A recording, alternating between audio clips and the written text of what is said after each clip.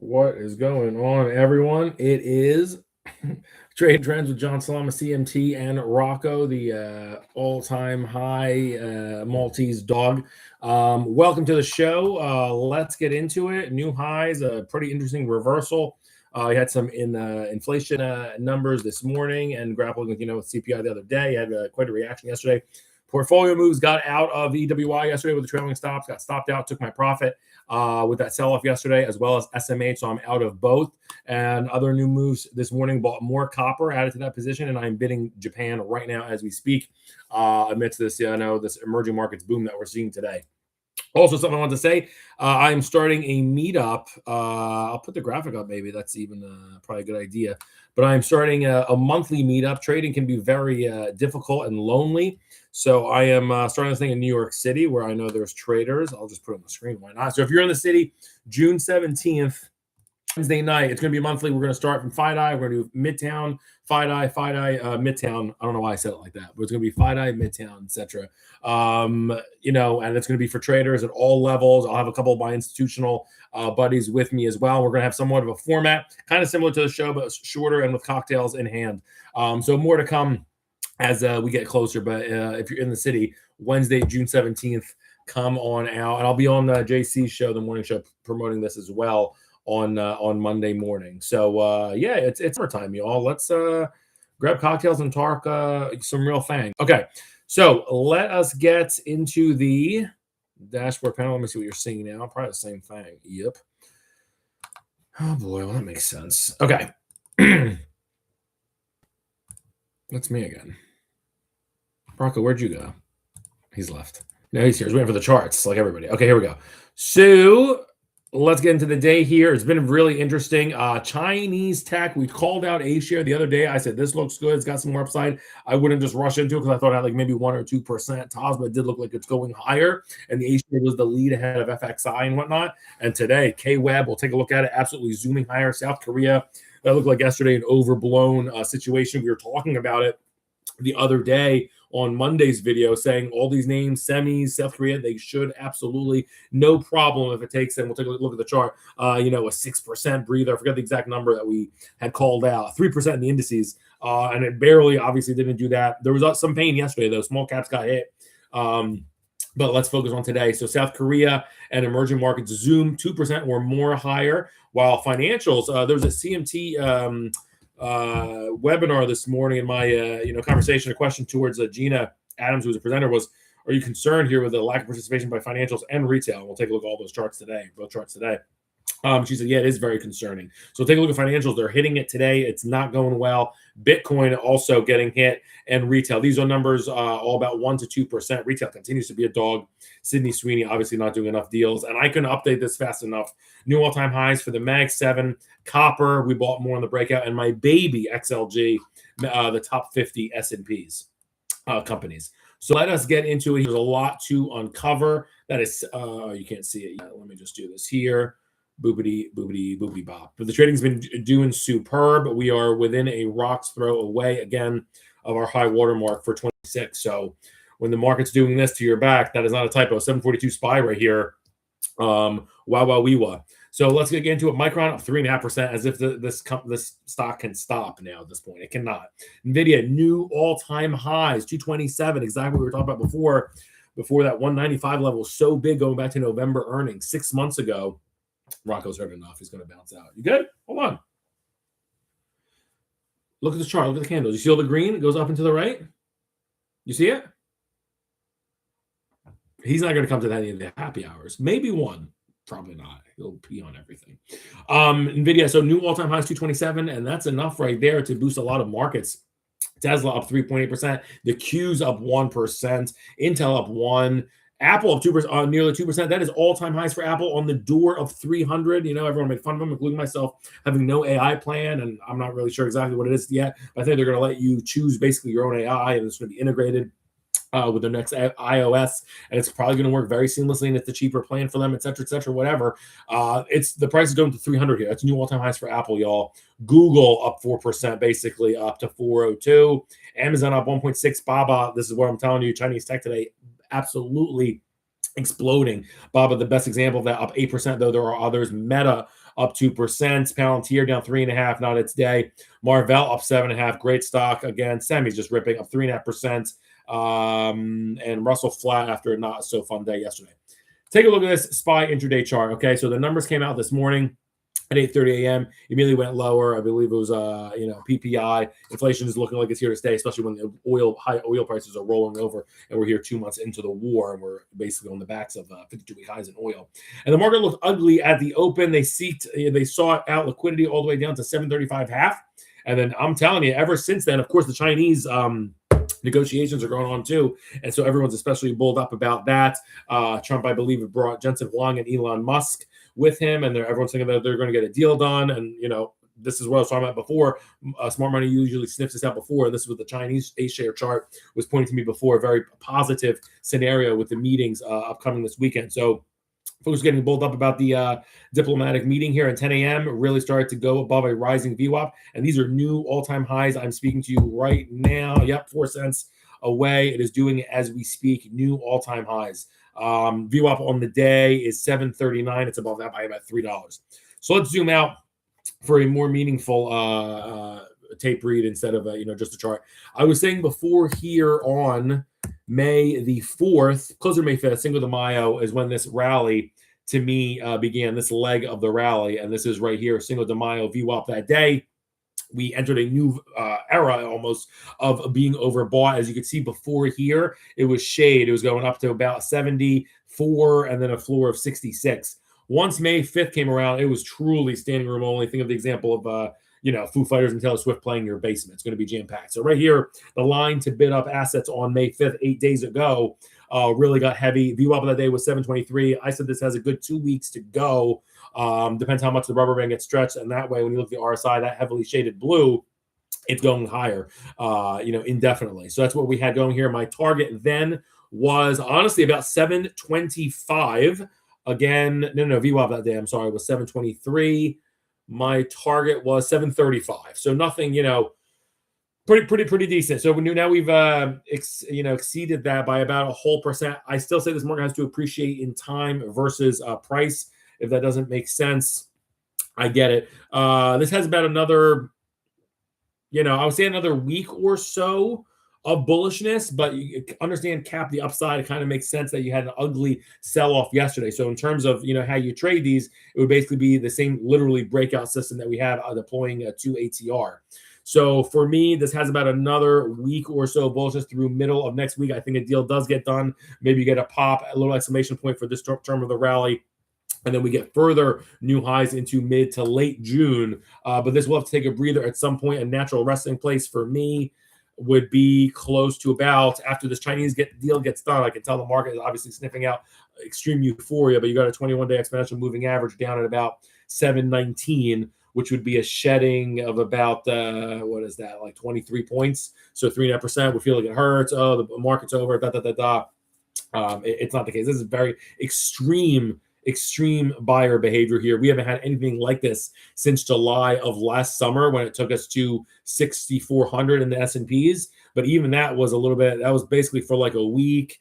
This has really been extravagant. Since the week after Trump announced the ceasefire, folks have really said, okay, that's what we need. And the oil has held up there. And yet folks are bidding this market above a 70 RSI. That is basically like ASTS or one of these crazy stocks that have this type of run for a month. And this is the largest index in the world. So that's SPY. If you want to chase it right here today, be my guest. It's a 722 ATR. So you can basically chase it right here, right now. If it goes against you by $14, so about 729, get out because it's likely going to 715 to 719, and you save yourself that better entry for later. Like I said, though, in terms of trajectory, it seems like it has another week of bullishness. I will revise, short term.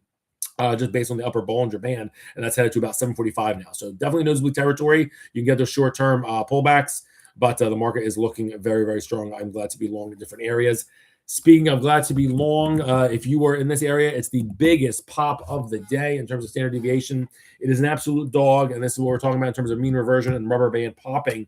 Chinese tech, specifically, we're looking at KWEB here, has been an absolute dog. This group peaked October 2nd of last year. Seems like a long time ago there. That's when Bitcoin was ripping to 120K, the former NASDAQ all-time highs. It was really a time. And then something happened here right around the week before Thanksgiving, when there was a lot of rotation out of different assets. If you remember what the Fed was doing, and there were major events there in late fall.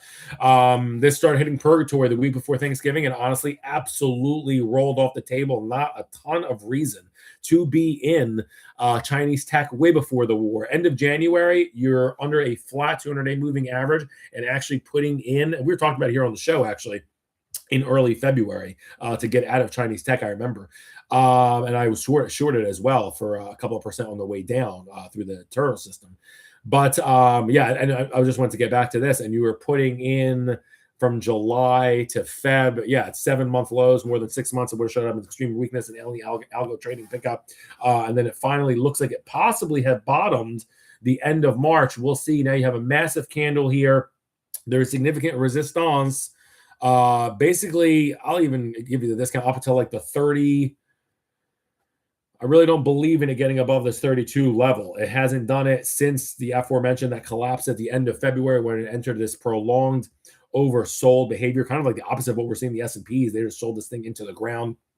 I think this heads higher. Of course, there's going to be headline risk if we announce a deal with China on tariffs and everything else. It's up 4.8% today. This could make a crazy move towards 35. If you have no exposure, is it worth buying some cheap calls in case the deal gets done this weekend?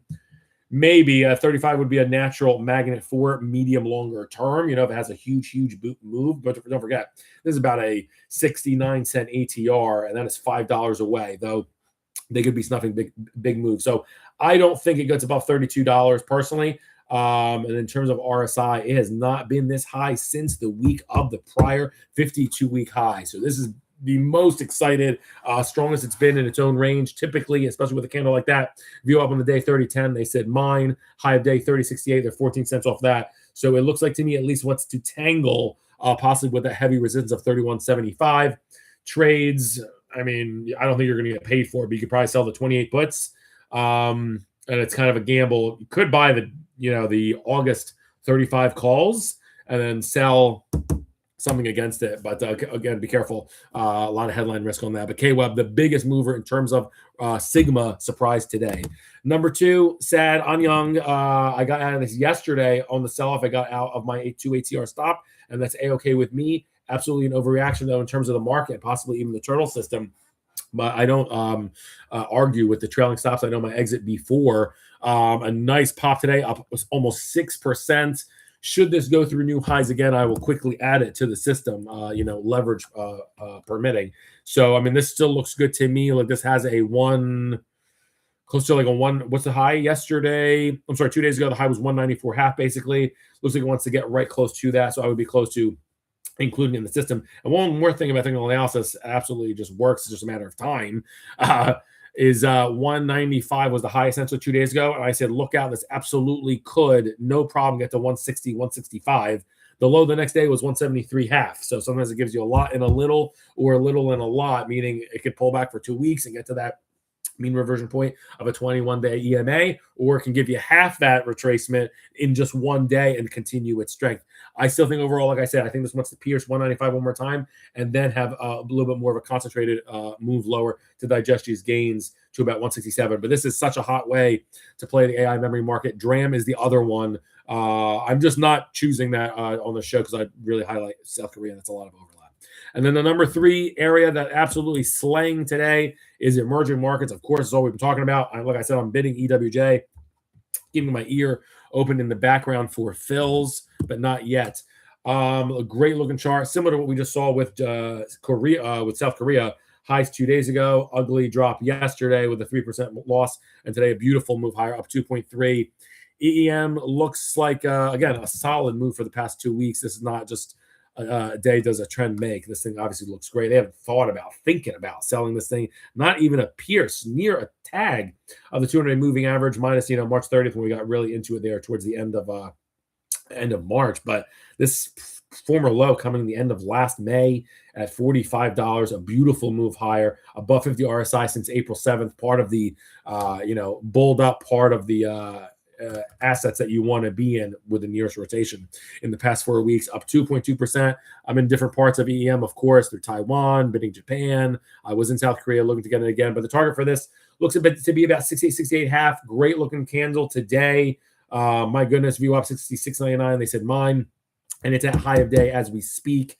The high 52 weeks is just about another 80 cents away, or inside of 1% and change. So very strong move for EM. I think it does. These candles look a little bit strong, as if they want to go a little bit higher before more meaningful retracement to about that 64 half level in, say, a couple of weeks. Trades, again, you could just chase it with the breakout system. ATR is call it 40, so $2.80. So if you can get in right here at 67.35, go for it. If it moves against you by 280, I would get out right there. That could put you to like 64.70 cents, something like that. It was actually pretty close to the level, so at that point, it might be a toss-up and evaluate the larger scene. But if you want to follow the system systematically, that's what I would do there. Emerging markets, your number 3 winner. These are the biggest wins today. Chinese internet, South Korea, emerging markets. Let's look at the losers, because this is very important. Financials down 1.1%, and that's nothing to sneeze at here. Financials peaked the first week of January. They have not been part of the latest rotation group of any kind. So semis, software had their little bump off the ground, and now it's a snoozer to me. But financials really have fell out of purgatory. This is really important. Look at this. February 11th, that closed. Don't forget, JP Morgan's reported earnings a couple weeks ago. We have a lot of things in the pipe here about knowing what guidance is and what the bullish things they said about the consumer and everything else. Since mid-Feb, okay, this was before the war, this stock has not, this basket of ETFs has not done anything special. Look at this. They had an oopsie here at the end of April, 2 weeks into that massive rotation of other assets, an ugly wicks. Nobody wants to buy us at 53, and the 200-day moving average continues to go lower. This looks ugly. I do suspect it'll base here. I like the floor of $50. I think that'll hold. I'm actually kind of surprised the extreme weakness for the month of March into early April. But this seems like this looks like I always want to sell straddles on it. I feel like the 50 floor is decent, and I feel like that is significant resistance at 53. So I kind of just want to sell 50, 53 strangles on XLF. See what it pays. There is, vol and fear a bit in the sector here, as it's not participating with all-time highs. And when SPY is putting all-time highs and financials are not participating, like Gina said this morning, not leading, just participating, just going flat. So at least it needs to tangle this and go higher. But I kind of like that idea of selling 50, 53 strangles on May, so you get a week and a half out of it, and then continue to go. I just think it's going to be range bound for a while. Then you move it on and roll it to June. So that's it for that. But a significant wall of resistance at 52.60. It looks like it hasn't closed above it since that mid-Feb period. So financials look like they're in a bad place. Yeah. Next, they're hammering quite a little bit here today. Bitcoin down 2.1% today. Oh my gosh. You want to talk about a loser? This peaked in October of last year. Similarly, like I said, with KWEB. So literally the same week. Okay, so Bitcoin and the algos pick up on the similar kind of weakness and that kind of fractal strength and volatility, if that makes sense. So for Bitcoin here, again, had a really decent, strong rally from early February. Don't forget this.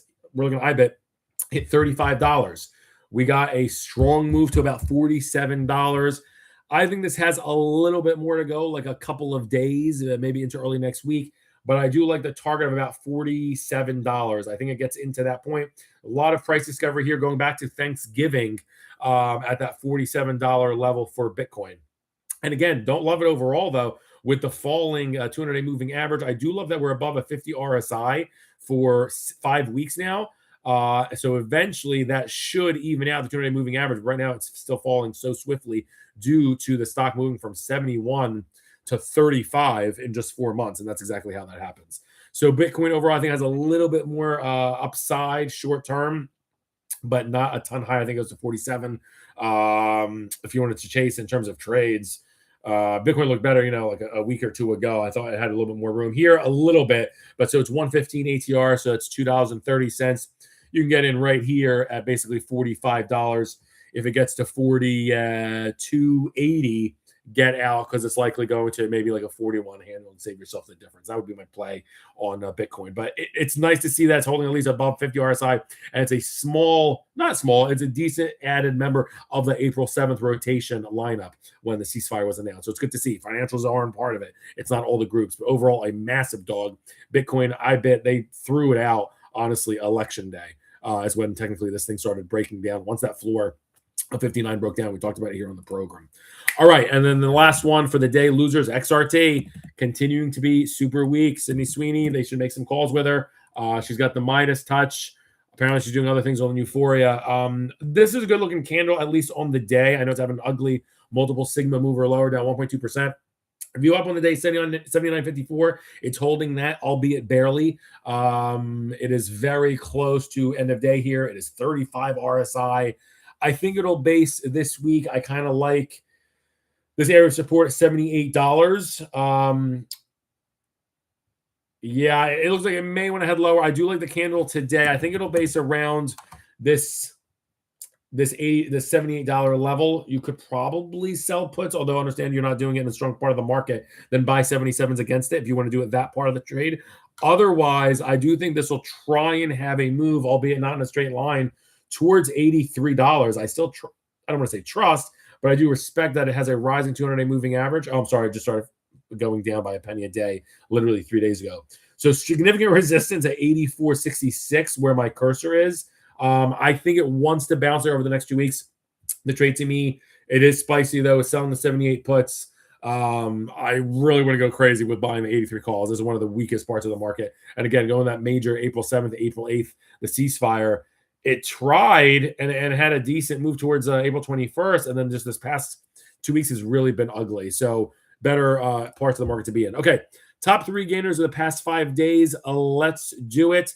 Number 1, boy, and I was spot on. I'm getting like Inspector Gadget arms for patting myself on the back. But my thing and how I got to the Cash Tag Awards thing was buy silver, and this thing is the best performing ETF over the last 5 days, averaging 3% a day. Today, doing just that. Yes, it peaked in Jan, and a lot of people said, no, the move in silver is over. I said, I don't think so. When you have a rising 200-day moving average like that, and still the former lows holding, and it still has momentum like this with rising averages, frankly, when you look at different time frames, I think it's going to be okay. So I know some really big time traders that said the move is over. That's it. The big test, obviously, will be if it gets above this $85 level. So I still think this has a little bit to go.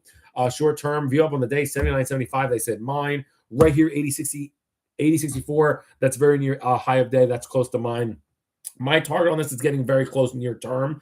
I thought it would at least not stumble, but I wanted to see what it would do at 75, and boom, it's just zipping to this 80 handle. The next level, the candle shows me that it's still got strength here.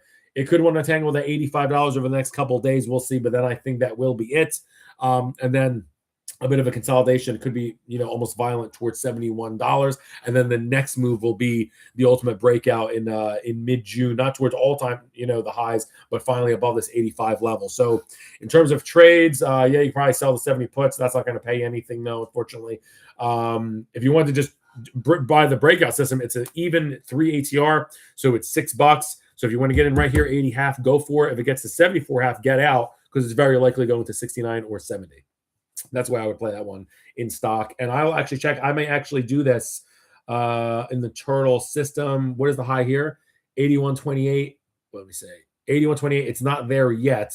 The turtle system would need a high above basically this level for me to include it. So 85.27. I will be in this. I think that's ironically where it stalls though. Best performer of the past 5 days. Look no more SLV. This is interesting. Number 2 is oil. This was getting, kind of shellacked, if you remember, from April 29th to May 7th, an ugly period there from 151 to 127 very quickly. And then this rally here, it's up 7% in the past 5 days, or an average of, 1 and change a day. Today, we're reversing that. Ugly looking candle here. They kind of call that a gravestone doji. View up on the day, 143.11. They sold it there underneath it. And now it's just about $50, let's say, off the low of day. Forecast for this oil, we had been talking about it. I still think it heads just a little bit low. I see something a little bit, see bearishness here for about another week or so, but with a floor of about, 135, 136. I don't think they're going to drop it too far, but today tells me that this could be capping the short term of the run. Almost see a very mini Elliott wave here. 1, 2, 3. And if you do it smaller, but overall, very nice holding all a 45 RSI going back to January. So, and then that's when or the same day rather, it broke above its 200-day moving average. So oil, I still think it goes south for a short term move. I think you could buy like the 136. They're going to be expensive. You can buy the August 136 puts and then sell the 136s, say May, against it. That's not a bad trade either. So some opportunities. Still like that one too about selling vol in financials, but obviously you have to be careful. You also buy wings too if you really want to be able to sleep at night. It's going to take some juice out of your trade. That is oil, your number 2 best performer of the week. And the number 3, natural gas. So more energy complex here, up 5.5%. Today, up 1%. Ugly chart here, obviously. So a loser. Let me just pull something in a different time frame here. Nat gas looking decent here. I think it still wants to probably maybe make a move towards 11.5. Again, look at the move 2 days ago was 11.25, and then today got to 11.25 again, and then it got the Chembate. So we'll see. View up on days 11.04. That's where it is right here. So we'll see. It's anyone's game, but it's had a stellar 5 days. Number 3 best after silver and oil is nat gas. I think it wants to meerkat to about 11.5. We said this before too. 11.25 is the 50-day moving average, so it's not just ironic that it's gotten to that and then stalled. This is makes widowmakers of us all. Also, 11.25 equal with the 1 month high. So it's just a dog. If it can hold above 50 RSI for a while and even pierce above 55, they don't have some holding power. But I don't think so. For me, the trade is. Ugh. You could probably sell the 12 calls. You're not going to get paid. 11.5 calls I don't think are listed. And then, but I do think this is going to move towards about, there's really nothing to it. 1080 towards 1030 in 2 to 3 weeks. And they're not really liquid UNG. It's just not really a play. But that's where it's going, I believe, directionally. It's had a really nice stellar week. All right. I was just talking to a trader about this. Uranium. She was asking me if I have any. I love uranium. I don't have any right now. It's had the worst week of any ETF here, down 8% this week for almost 2% a day, 1 and change. And today down doing exactly that, down 1.4. Beautiful looking chart. Uranium did peak at the end of January and had a really kind of not a great week at the end of March. Still rising to a moving average. And then a little bit of a scare here. Couldn't get above $59 and boom, a very quick drop and a very pretty bloody week here, down 8%. I think it'll hold. I think this will be tethered towards $55. It's a volatile name. It's got a 270 ATR. I do think this will hold the line at around $55. View up on the day is 53.64. It's basically at it now. It would be encouraging to see it above that by the end of the day. Again, RSI, not extremely strong, 48. A lot of zigzags here, basically going lower with a floor of 47. But I still think there's appetite for it. It catches some commodity tailwind boom. I can't hate on it. I do believe this one definitely not going to be a straight line, but I think this wants to head to $60 over the next 2 weeks or so, which would be a big move. So in terms of trades, because that's more than 10%, that's a big one. I mean, you could do the just straight up I don't know if they're listed specifically. I don't have the option chain in front. August 60 calls and then selling the May 60s or, something 3 weeks out against it seems like interesting trade to me for uranium. So given some good ones here. Otherwise, you could also sell the 49 puts. I don't hate that trade. I would buy something against it, though, so you can sleep at night, maybe the 48s. All right. Next one, if I repeated a chart, I'm not going to kick a dead horse, but the second worst week, retail down 7%, almost just as much as uranium. And again, different kind of a chart here, right? And we already talked about trades for that. And then number 3 is the worst week for regional banks. We looked before at the open, the XLF, the broader. So now let's look at KRE. XLF has significant problems. This one is actually doing a little bit okay. Peaked early Feb, had a bad, 2-week period here. How long was this? March 6th through about, 3.5 week period. And then just similarly here, almost with the chart we kind of saw with uranium, couldn't put out that high. This one couldn't get above 71.5 and then started going lower. I think this one starts to be tethered. Where's the view up on the day? 67.48. It's under that. Got to see where it closes. I do like the floor, the support at 65.29, which is 200-day moving average. Be aware the 200-day RSI is going south, just like literally straight up south, and it's at 42, which is the low it's had since it's tangled with the 200-day moving average. I do think this will serve as support, the $65. Pretty tough trade, this one, actually, because I do see it tethered towards $69, and then if it has any juice towards the upside, this one should move to 71. So a bit all over the place. The safest trade would be selling the 62 puts, but I don't think you're going to get paid anything. And you sell the 71s. If the vol is super pumped up, then those would be the trades to do, basically to not take a direction. This was like months ago, maybe just a little bit lower, though, towards 65. You could buy the August 65 puts, buy something against it, or sell something against it, rather, like sell this month's 64s, or you can sell the 71 calls. But do be aware, this headline risk and everything, if a deal with China gets done, like you're going to see many, many things rip.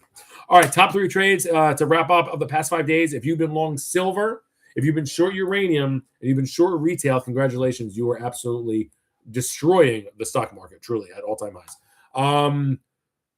I think that is all. We will be back with the weekly recap on Friday, and we'll do a year-over-year look back, too.